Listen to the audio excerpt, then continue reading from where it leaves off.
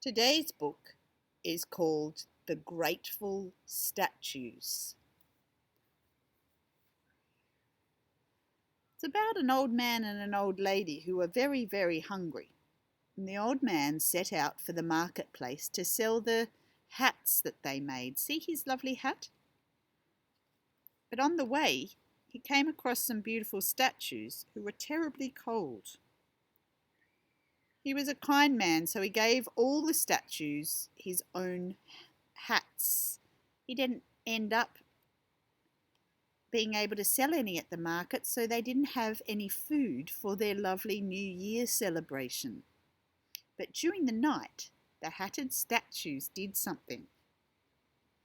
You see what they brought for them? Weren't they lucky? Shall we see what happens in the story? It's called The Grateful Statues. Here's the old man and the old lady at their house, in the middle of the snow. Once upon a time there lived a kind old couple in a village in Japan. They were very poor and spent every day weaving hats out of straw. Whenever they finished a number of hats, the old man would take them to the nearest town to sell. One day, the old man said to the old woman, "It will be New Year's Day in 2 days. How I wish we had some mochi cakes to eat then. Even 1 or 2 little cakes would be enough. Without mochi cakes we won't be able to celebrate the new year." "Well then," said the old woman, "after you've sold these hats we're making, buy some mochi cakes for New Year's Day."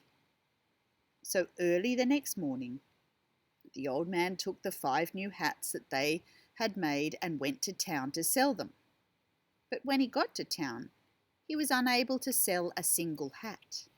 And to make things worse, it began to snow very heavily. The old man felt very sad as he trudged wearily home with his hats. He was walking down a lonesome mountain trail when suddenly he came upon a row of 6 stone statues of Jizo, the protector of children, all covered in thick snow.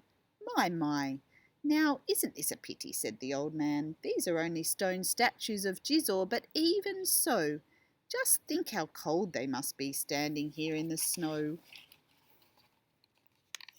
"I know what I'll do," said the old man to himself.